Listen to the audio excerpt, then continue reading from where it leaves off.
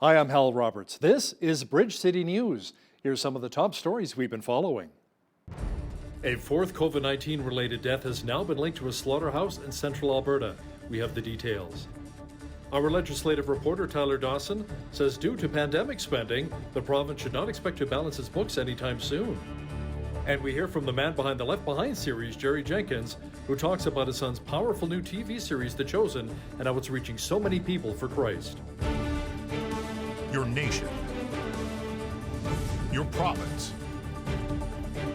your southern Alberta. From the heart of Lethbridge, it's Bridge City News with Hal Roberts. Thanks so much for joining us. The union representing workers at an Alberta pork processing plant says a fourth death has now been linked to a COVID-19 outbreak at the facility. The United Food and Commercial Workers Union has not publicly identified the worker, but an investigation is underway. The Olymol plant in Red Deer was closed in mid-February following an outbreak linked to at least 500 cases since November.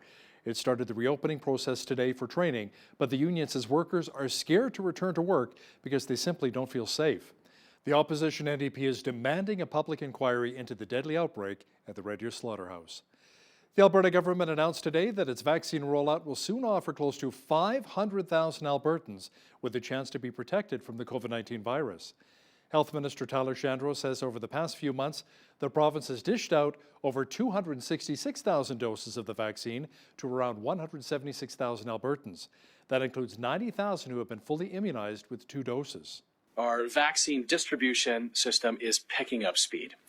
Yesterday, we provided about 11,000 shots, which is around the average level we'll be working at through March based on the current supply that we are getting from the federal government. And as I said before, we can roll out whatever supply we receive. The only constraint that we have as a province is the supply and the schedule of deliveries. With the vaccine supply finally stabilizing, we're getting doses into the arms of Albertans faster and in larger numbers. Over the past 24 hours, there were 9 additional COVID-19 related deaths reported.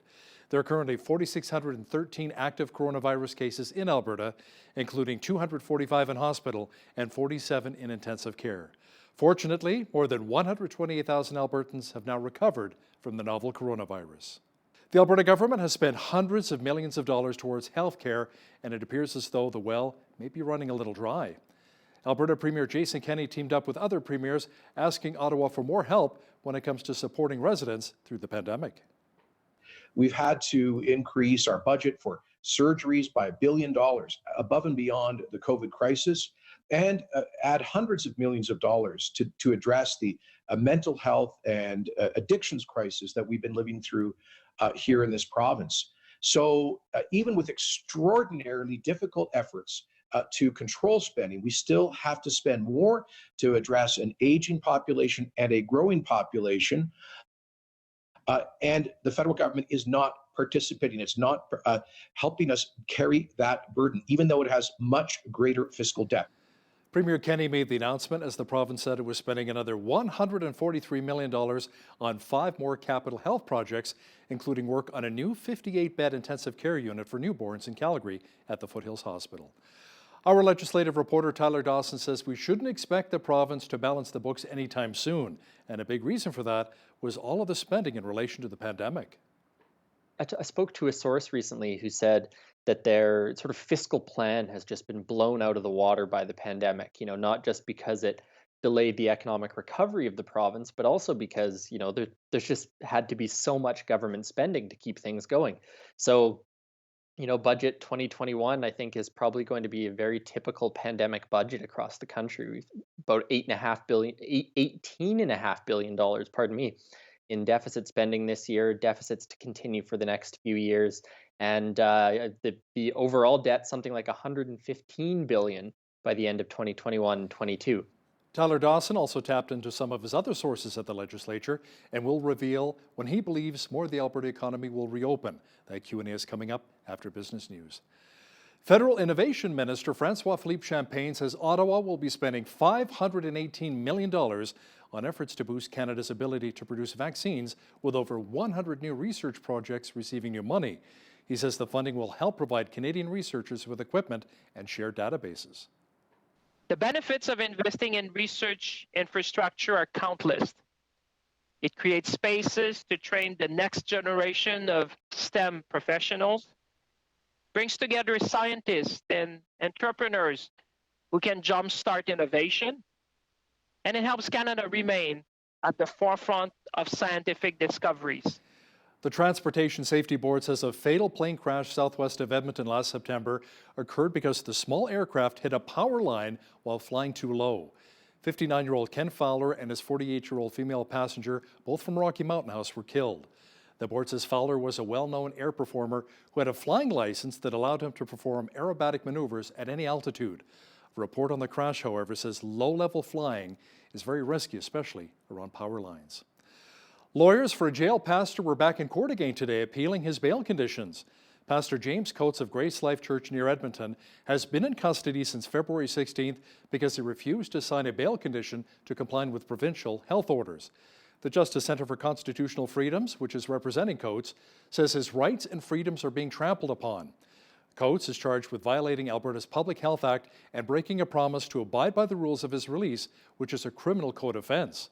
The church has been holding services that officials say break public health regulations on attendance, masking, and physical distancing. Life as we know it has changed within this past year due to the COVID-19 pandemic. Businesses, for example, are still reeling with the government-imposed lockdowns. The church is no exception. The church has always served as a place of worship, fellowship, support, and growth. Now, these things can be appealing even if you're not a believer, especially in times like these when so many people are looking for guidance. As believers, we come to God by faith. Faith that Jesus Christ was the Son of God, come to die on the cross so we could be forgiven. And that's what this Easter season that we're in is all about. But as believers, we also live by faith. And here's where we often trip up. The problem here is that we're pulling God down to our level. You know, He's God. We're not. We might someday be able to look back on a hard time and be able to see what God has been doing in it. But lots of times we can't, or at least not for a long time. And that's what faith is. Halo Air Ambulance is doing its very first lottery. The nonprofit group has teamed up with Highline Angus. The grand prize is 20 bred heifers or $50,000 in cash. Heifers from a well-known cattleman, I think, is key for sure, and so which is a big influx to a lot of operations, right? And so it's a really cool way to get someone that's in ranching, get them a big number of cattle one time. The cash part is really just to make it really appetizing to everybody, right? We know we have support in Lethbridge. We know we have support in Medicine Hat and inside those cities as well. So they may not want 20 cows in their yard, but I'm sure they'll be happy with $50,000 cash. So it should work for everybody. A local flooring store will be doing something special for all of the hardworking tradespeople in Lethbridge. Coffee with Contractors is exactly what it sounds like, but there's a little more to the story. Loris Alexander has the details. My business partner Ruben and I were discussing one day, how can we help, A, give back to the community, B, promote businesses that could be struggling during the pandemic, and how can we build a better sense of community within that? And that's how Coffee with Contractors was birthed.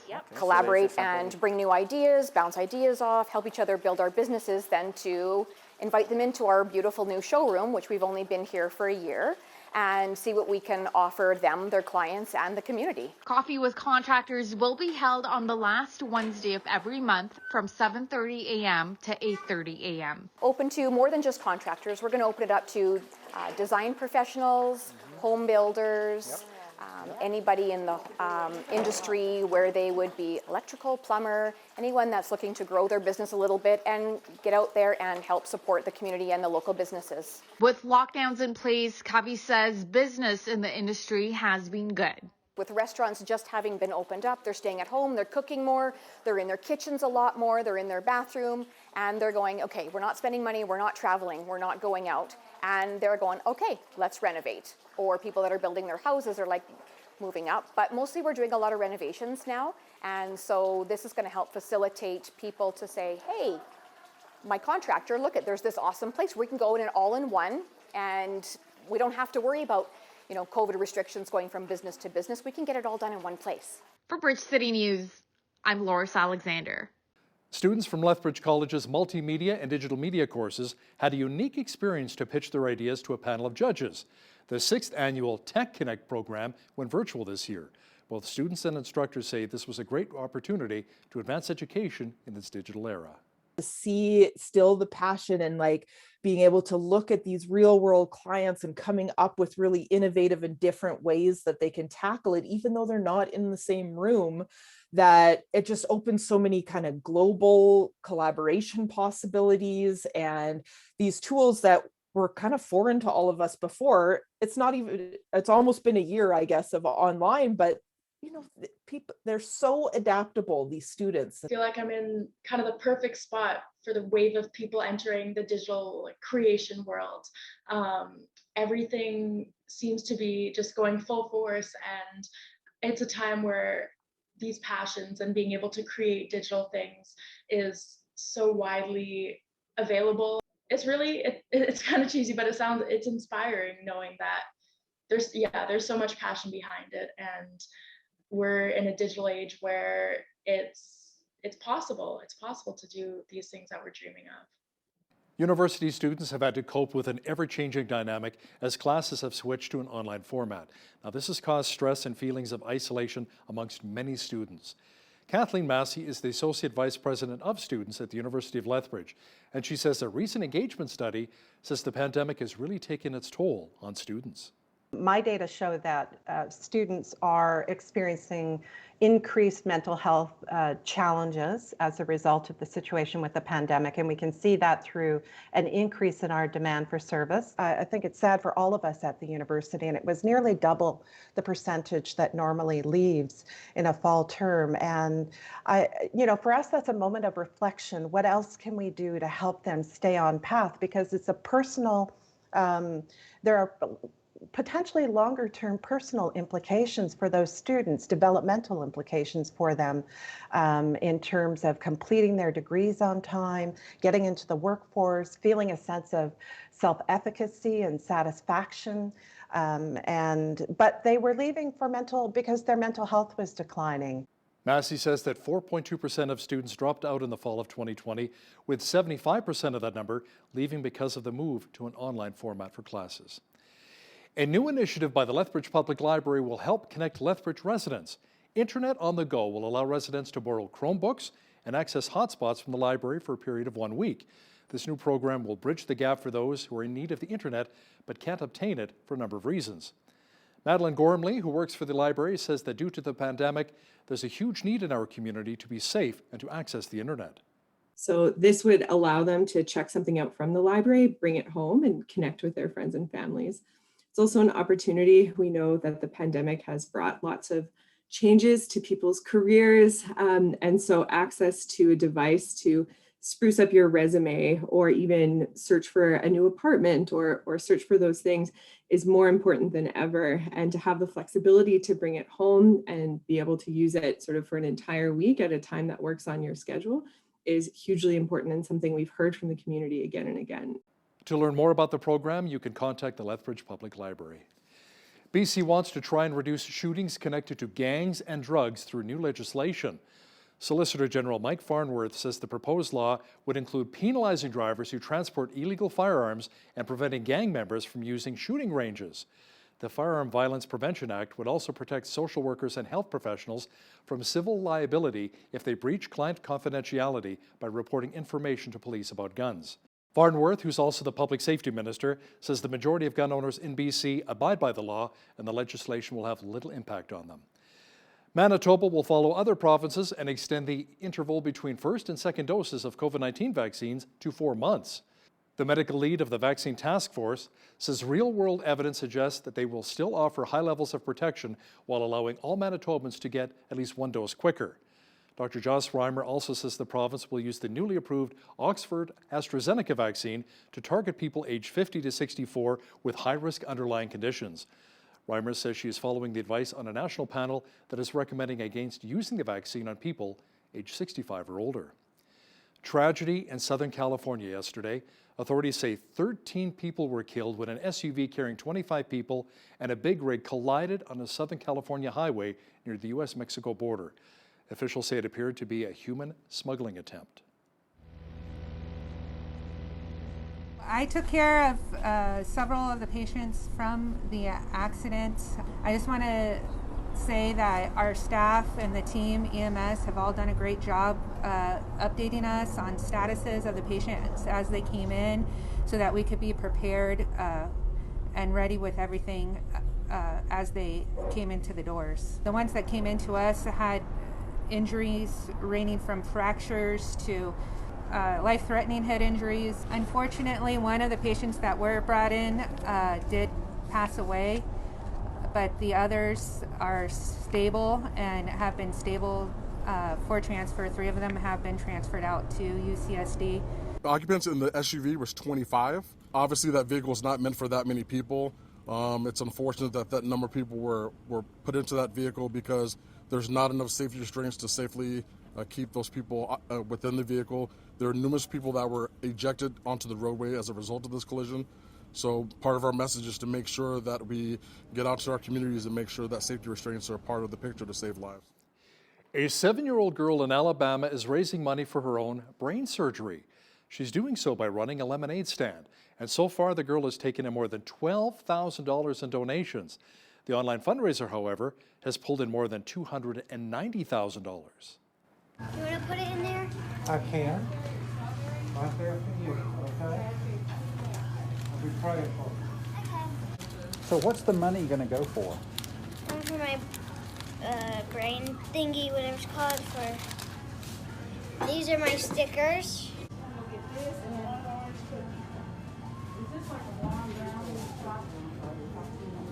She's selling lemonade.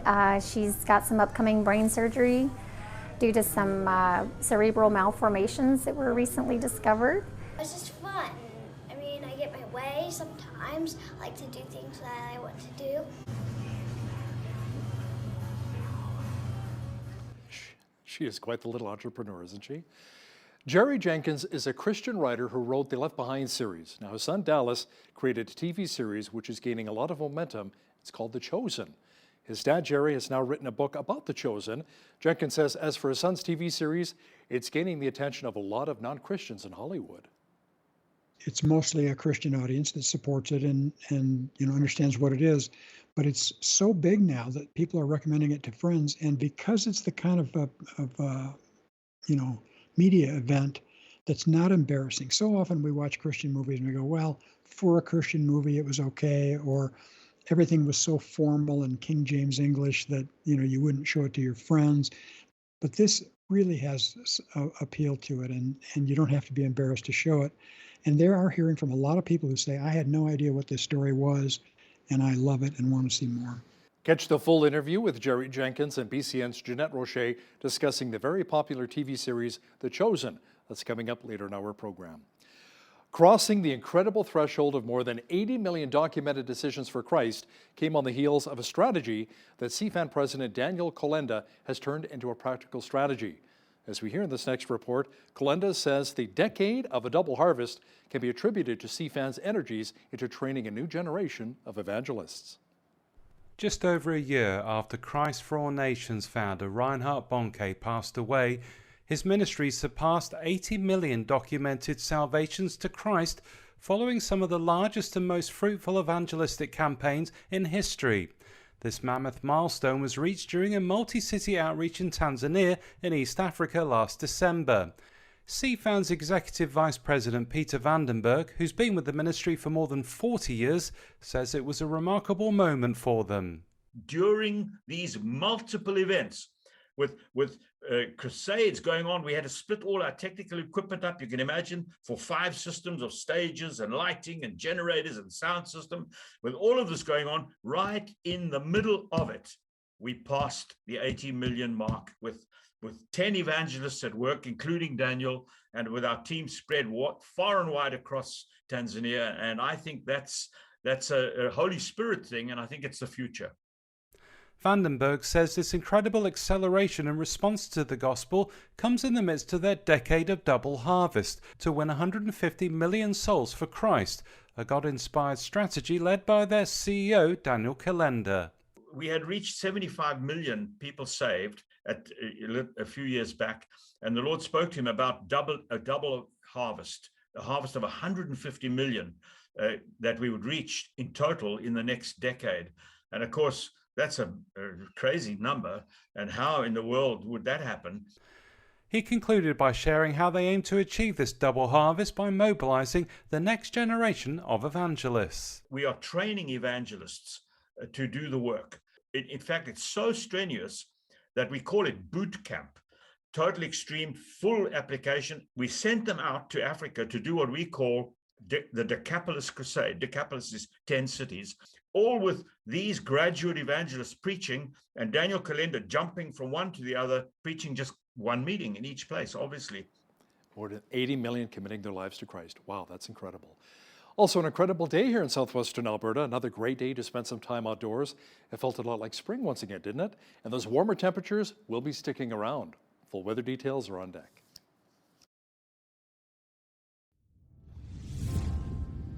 You know the best part about today? We had the warm weather without the strong Chinook winds here in Lethbridge. The Category 1 hurricane-type winds. Jeanette Rocher is back with a complete look at the weather picture now. Jeanette, it's days like today when people can really enjoy taking their dogs out for a run.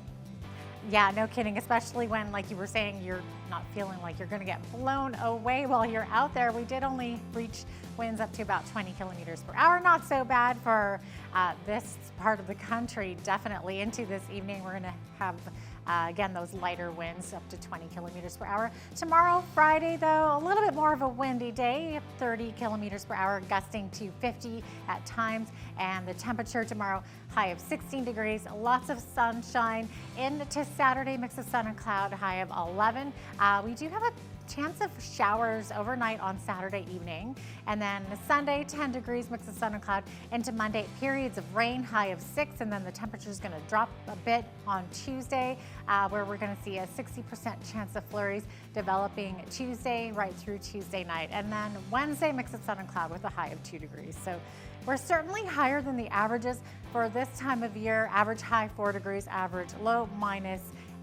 Now, the record on this day was back in 1987. It was 17 degrees. We thought we were going to reach that today, but we didn't quite reach that, unfortunately.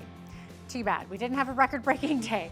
-32 was the lowest on record for this day in 1962. Sun rose this morning at 7:08 a.m. 6:18 p.m. is our sunset this evening. So let's take a look at the rest of the country, see what kind of a day they're going to have tomorrow. Lots of precipitation on the west coast. Victoria, high of 11, high of 10. Also windy in these areas, up to 60 kilometer per hour winds in the Straits of Georgia and the Harrow Strait as well on Vancouver Island.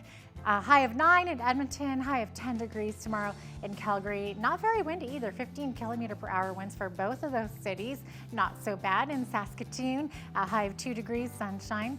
Sunny days also expected tomorrow, 7 degrees, and a high of 3 degrees in Winnipeg. Going to feel a little bit chillier with that wind chill as well. Over into the central part of the country, Toronto going to be experiencing quite a bit of wind tomorrow as well. 60K winds. Under sunny skies, -1 is the high there. -5 in Ottawa with periods of snow. Chance of flurries also expected tomorrow down here in Montreal with a high of -7. Over into Atlantic Canada, mix of sun and cloud expected for Fredericton.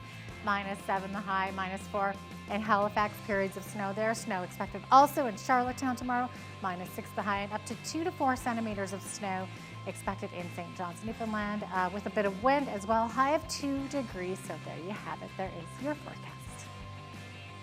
Today's weather is brought to you by ColumbianDirect.com. Café Coffee, specialty coffee from our family to yours. The head of Unifor says Air Canada's made a commitment on passenger refunds as part of negotiations on a federal aid package for the airline sector. Jerry Dias says the airline CEO confirmed that it has promised to refund passengers for flights that were canceled during the pandemic. Air Canada, however, did not immediately respond when asked about the commitment. Ottawa has put reimbursement of travelers on the table as a key demand in exchange for financial relief for airlines. That is on top of asking carriers to maintain regional routes. Bombardier has announced a unique partnership with luxury automaker Aston Martin. They will offer custom design services for its business jets. The companies say the collaboration will give buyers of Challenger and Global business jets an opportunity for a unique design experience. The partnership comes after Bombardier recently completed a transformation of the company to narrow its focus on business jets. Fertilizer giant Nutrien says some of its employees in Saskatchewan will be losing their jobs. The Saskatoon-based company says it has a responsibility to ensure its operations are as efficient as possible to meet the needs of the market and its stakeholders. Nutrien says fewer than 50 employees will be affected and some may be offered transfers. The company, which is the largest producer of potash in the world, says it is evolving to use more automation. Calfrac Well Services is reporting a fourth quarter profit of almost $126 million, compared with a net loss of just over $49 million a year earlier. The oilfield services company says revenue slumped to $180.7 million from $317 million a year earlier. Net income, however, was boosted by a $226.3 million gain on a settlement of debt and a $54.2 million deferred income tax expense. Calfrac underwent a recapitalization plan last year that saw holders of its senior unsecured notes swap debt for shares. That left existing shareholders with a reduced stake in the company. Now, here's a look at today's markets. The TSX was down 194 points on the day to finish at 18,126. The Dow was down 345 points to 30,924. The S&P 500 was down 51 points to 3768, and the Nasdaq was down 274 points on the day to 12,723. West Texas Intermediate Oil was up 274 to 64.02 US per barrel. Natural gas was down 7 cents to 275 US. Gold was down 2 cents to 1697.49 US an ounce, and silver was up a cent to 25.36 US an ounce. Wheat is at $308 per metric ton, barley's at $310, canola's at $7.86, and corn is at $342 per metric ton. Live cattle were down 85 cents to $118.55, feeder cattle were down $1.90 to $135.10, and lean hogs were down 63 cents to $87.30. The Canadian dollar was up slightly over the past 24 hours to 78.95 US.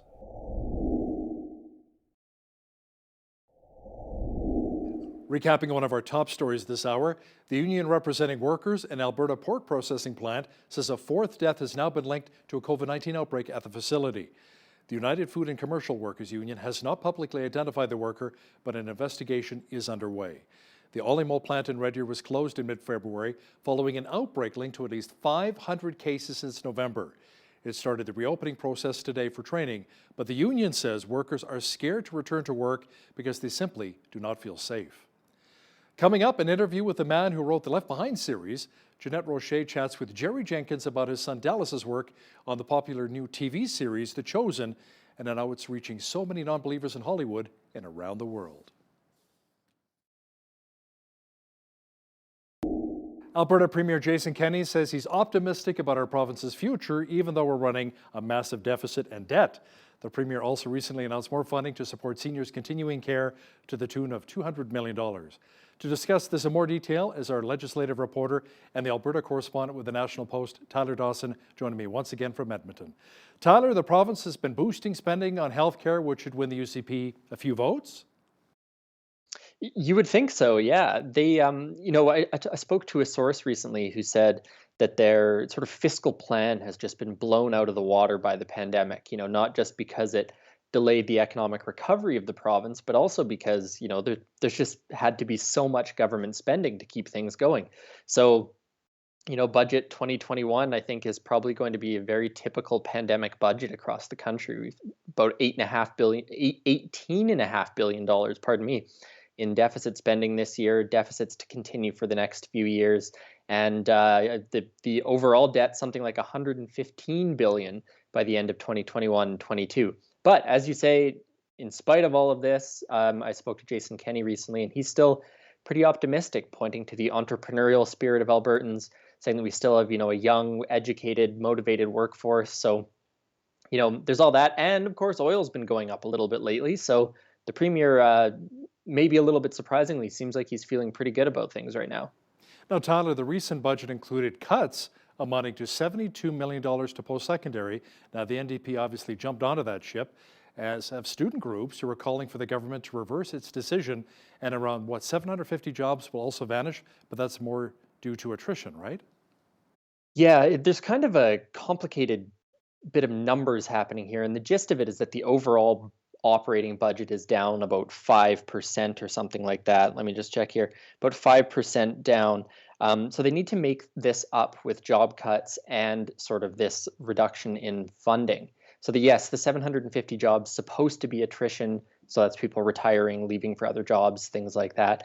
But it comes on a second hard year for post-secondary and for students. And we talked recently about how there was this sort of issue of a little bit of brain drain maybe from Alberta young people thinking they didn't see any opportunities here.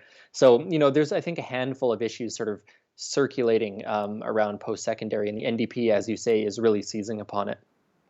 Now, there's talk of a potential provincial sales tax to help balance the books.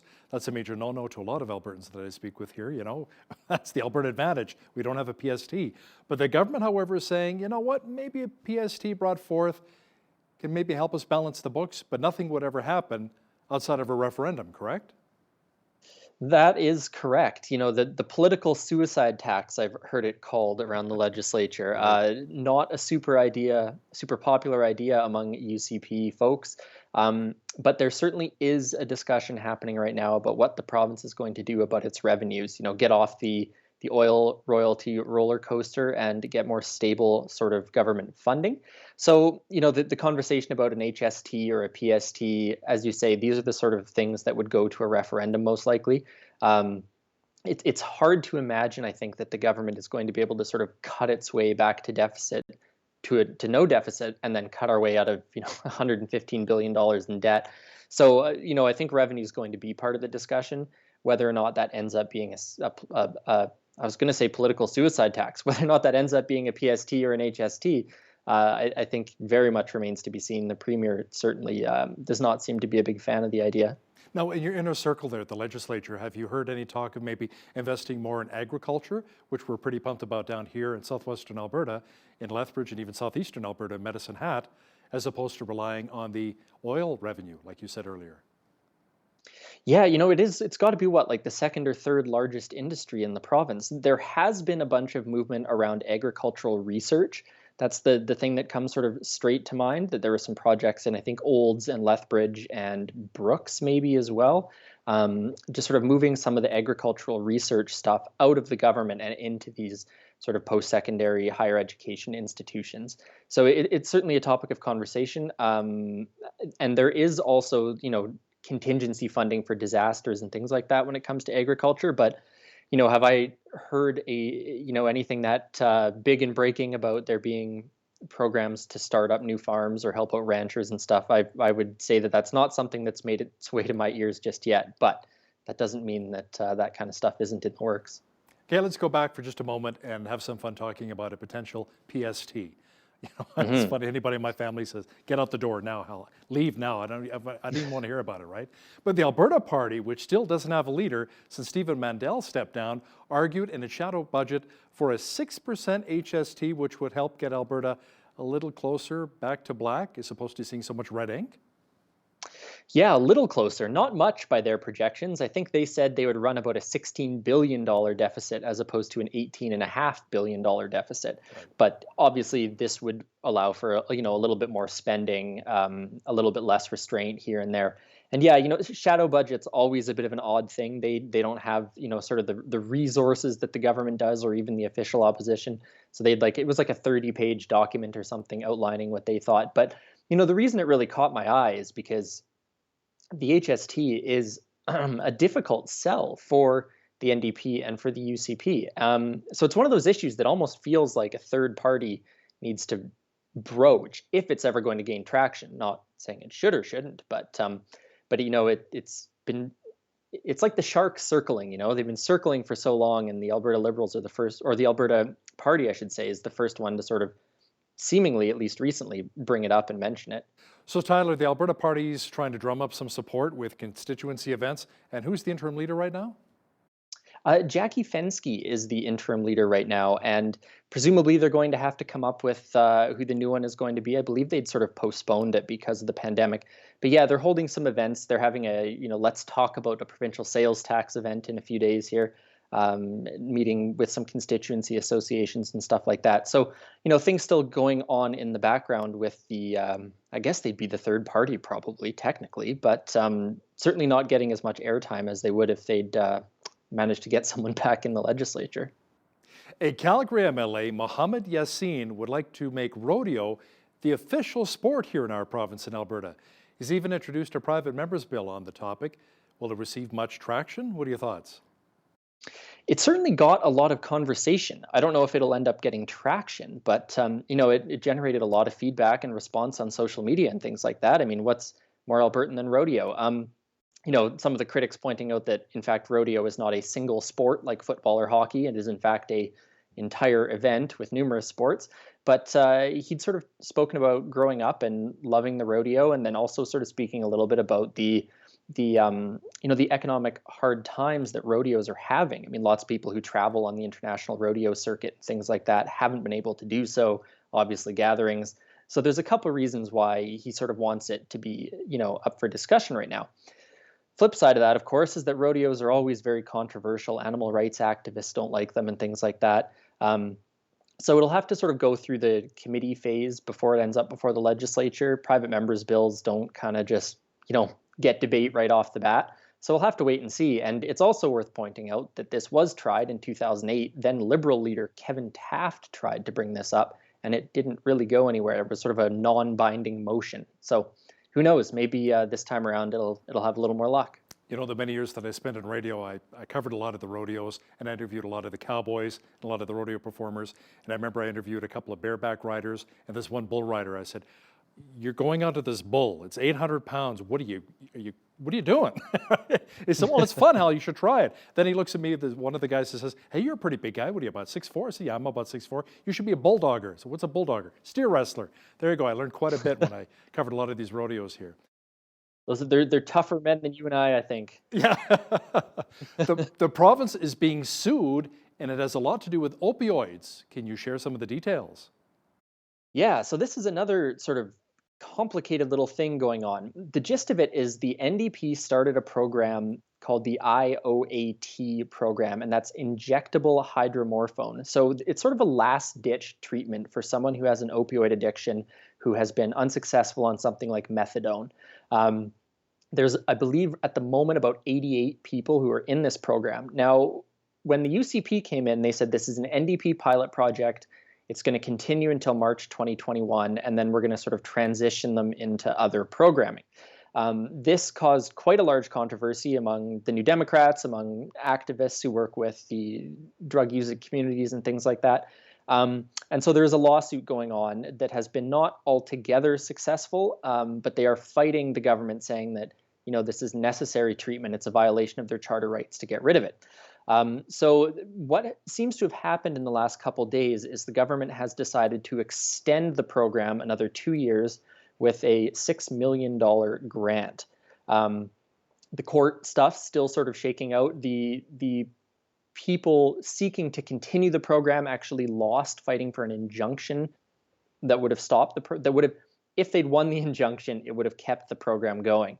They lost that. The program's going ahead anyways, and the lawyers have appealed that. So there's still some sort of legal stuff going on in the background, but the brass tacks of it is that the program is going to continue for the time being. Health Minister Tyler Shandro announced recently that our province has rolled out phase 2 of relaxing some of the restrictions, but many Albertans say, Tyler, it's not near enough, especially a lot of the restaurant owners I've spoken to, the theater owners. Now, as for gyms, Shandro says, yeah, you can go back and work out as long as you don't elevate your heart rate too much. But Tyler, isn't that the idea behind a workout? You got to elevate the heart rate, work up a sweat? Well, yeah, it is. It's a bit of a confusing thing, that gym operators were sort of looking at opening, unsure what they were allowed to do. And it seems to have sort of come down, as with so many other things, to just sort of owners are going to need to make these decisions for themselves, what they're going to allow. Are you going to allow people sprinting on a treadmill? Probably not. But is, a walk on a treadmill probably okay? So it is certainly a little bit confusing. There was a lot of confusion among gym owners and especially group fitness studios the last couple of days, trying to figure out what exactly they were allowed to do, whether or not people had to wear masks, things like that. So, a little bit of a hiccup, I would say, actually, in this reopening.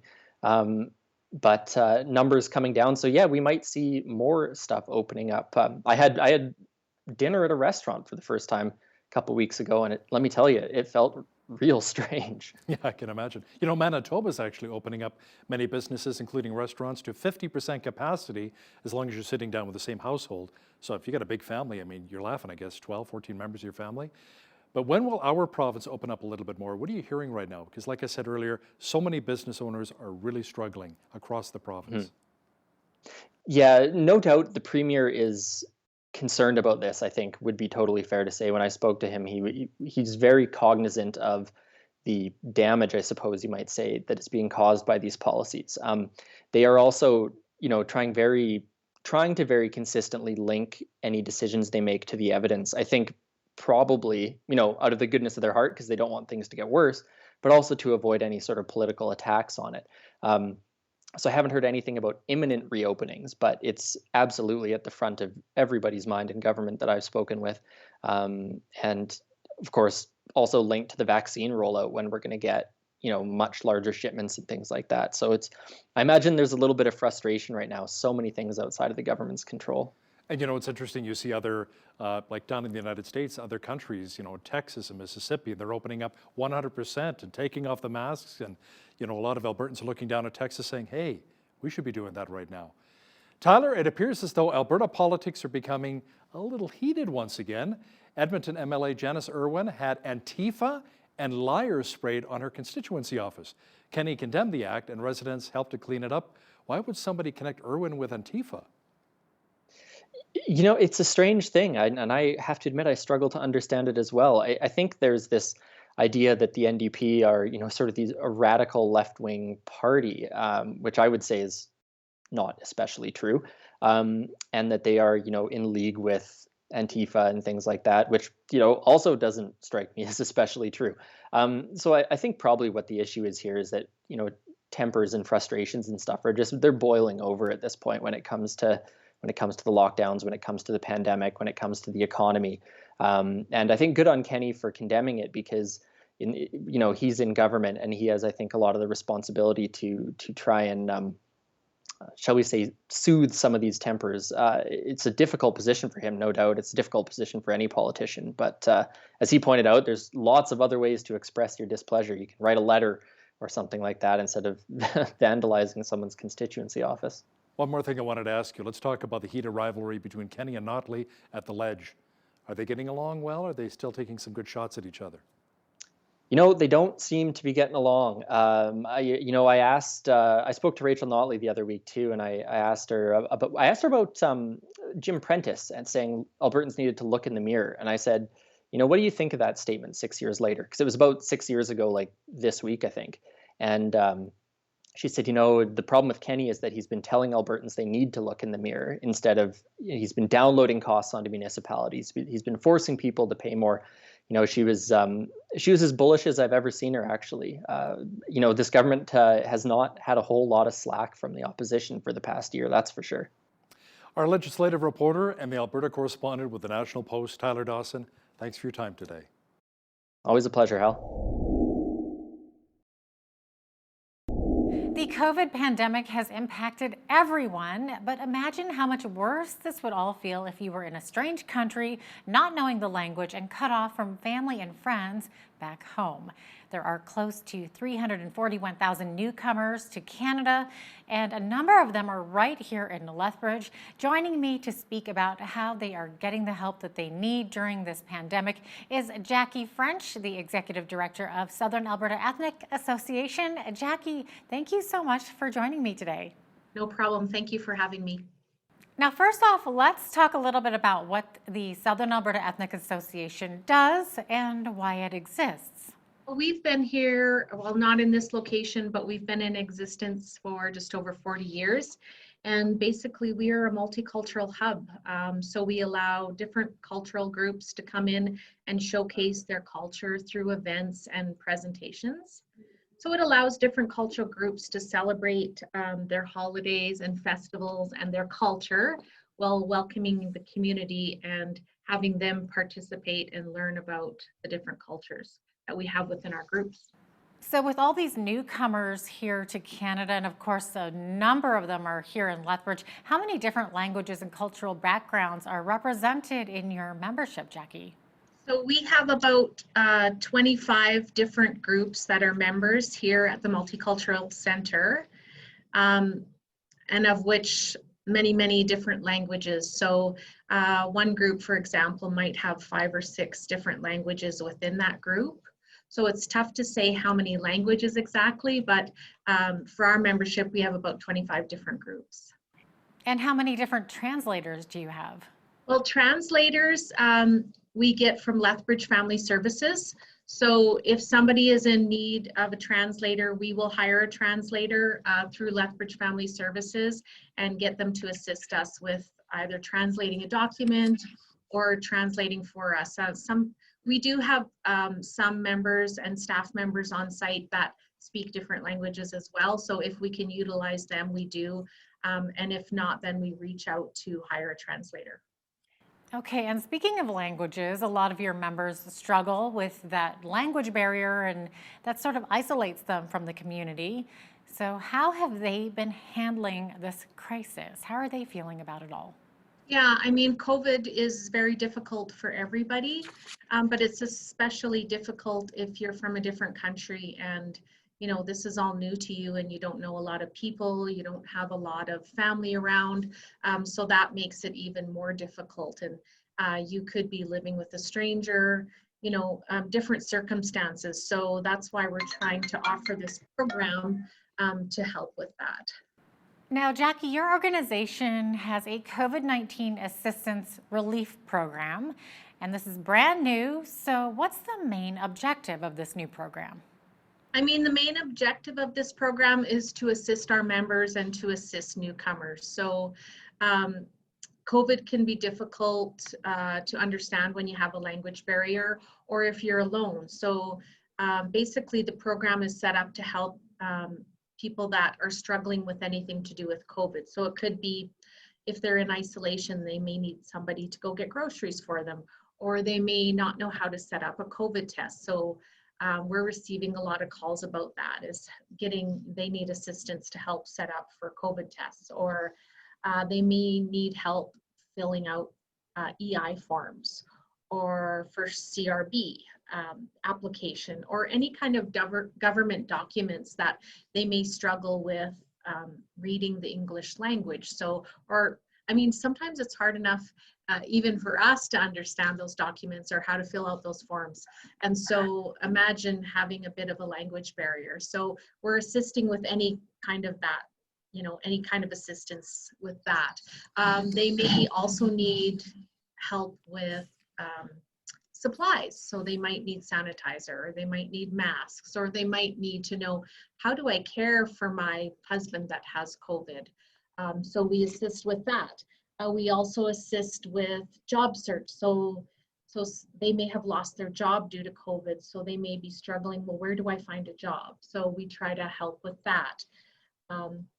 Really anything, or translation of documents, or they may need us to set up doctor's appointments for them, or maybe they're struggling with depression or isolation. So then we can set up appointments for counseling for them. Really anything to do with COVID, we try to help with that. And are these volunteers then that you have set up to help your membership, or are they your employees? Yeah, currently we're using our staff, and then we have hired a contracted COVID relief program coordinator. And so he is one of our members, and he was doing this project with his own group. And now I said, you know, what a great idea. Let's expand this to our whole membership. And so we applied for some funding, got some funding, and now he is contracted, and he's in the office here twice a week, Monday 9 to 3 and Thursday 3 to 7 for drop-ins, but he's accessible at all times. So they can contact the office and we can put them in touch with Santos, or they can pop into the office and we can put him in touch with Santos. He can be here in a matter of 10 minutes. So we set up a couple days a week where he's in the office for drop-ins, or he sets up appointments during those time, but really he's accessible any day of the week. I'm sure he's quite busy these days. Yeah, he is quite busy with this, actually. So we're finding that a lot of the members are utilizing it and needing some help. So I'm glad, I'm glad that we're doing it, but we want to just make sure we're reaching everybody with our membership and newcomers. So letting them know that we're here if they need any assistance. And what are the biggest resources your members are struggling to access? Most of them, like I said, are supplies. So if they are in isolation and they need groceries or they need masks or sanitizer, we can take that to them. We can go get groceries for them. They just e-transfer us the money or give us the money when we get there, but we can make sure that we get the supplies to them if they're in need. A lot of them have been reaching out to fill out, EI, permanent resident card renewal. We've had some of that. We've had, we need help filling out the CRB, setting up appointments for COVID testing. They're not sure where to go. Reading government documents, they might need a translator. And then we also are we're in touch with the public health on a weekly basis. And so we're trying to update and send out that information to them, or if there's a real language barrier, we might call and have that information translated to them. You'd mentioned they're able to access counseling as well. So what types of counseling are they being offered? Mostly it's isolation and depression issues, right? I think there's a lot of the community in the world really struggling with depression right now because of COVID. And so if we have had some people reach out to us for that reason, and so then we would refer and set up appointments for that counseling services. And Jackie, what have you been hearing back from the membership about this program? The feedback that our coordinator has been getting is just people are really grateful for the help. Because of the lack of understanding and the struggles, people are just really glad that we're here and that we can give them some kind of assistance. So we even had somebody reach out to us, which is probably the best story I can tell you. I think he reached out to us because he needed some groceries. And then when our coordinator went there, he was in extreme pain, and he was a 73-year-old man. And didn't have any family here. And so our coordinator actually took him to emergency and then got a volunteer to go there and sit with him. And then, until he could get through emergency and then return home. And also that person was struggling a lot with finances, because living on an old age pension is very low income. And so he had some health problems, and so our coordinator was also able to help him and get him set up with AISH. And so that's probably currently our biggest helpful success story. But there's several people just reaching out that we're helping, and they're just happy that they're getting some assistance. It sounds like a really great program, Jackie, and maybe talk a little bit about some of the other projects the Southern Alberta Ethnic Association is working on. Normally we do some great programming, some cultural programming where we have big festivals and events, and due to COVID, we haven't been able to do that. So one thing that we are able to still do in a little bit different, safer manner is our Taste of events. So pretty much every month we have a Taste of event where we make a different, one of our membership groups comes in and makes a cultural dinner from back home. And then we do a pickup dinner. And so what we've been trying to do to make it a little bit more fun and educational for the community is we'll set up a little bit of a display when people come in to pick up their meal. We might have a video playing of some background of that culture. We'll have a flat sheet with some information about that culture and about the food that they're eating, and some display items that they can look at. But we do have some inclusion and diversity workshops that we're working on. So we're hoping to reach out to some of those companies, or if there is a company out there that has a lot of newcomers working there and immigrants, please reach out to us, because we can help with some training for that. That's something that, we've done in the past, and we want to kind of become a leader in the community of. So we would like to offer more information and education on inclusion and diversity. So if you are a company that's looking for that, please reach out to us and we can help you with that. In the past, we will have some more upcoming, we do a lot of language courses online. So in different language, it might be Japanese or whatever. I think we did one in Arabic that we'll probably do again because that one was quite popular. Spanish is very popular. So we'll be running some more language courses online, and those are free to our members. And with COVID, I think we had a small fee before, and we may even offer it for free. But anyway, watch our website and our social media platforms, or feel free to contact us and we can put you on our email out list. Make sure that you get all that information. We have to pivot our programming a little bit to more online stuff as versus in person, unfortunately, due to COVID. So we're trying to pivot that programming and make sure we're still helping our members and the community to educate them on different cultures and in a fun and inviting way. And how can viewers look you up and get in touch? What's your web address? So our address is saea.ca, and our phone number is 403-320-1577, and our email is info@saea.ca. And you're located right here in Lethbridge. What's your address? Yeah, we're located at the Multicultural Center. So it's the Southern Alberta Ethnic Association, but we manage the Multicultural Center and we are located here. And our address is 421 6th Avenue South.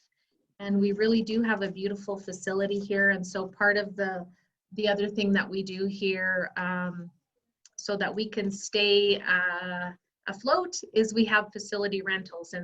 And because of COVID, of course, we're just doing small things right now, but we have a beautiful facility here with a couple great ballrooms and a couple great meeting rooms. So come down and visit or look us up if you're having a small wedding or a small meeting.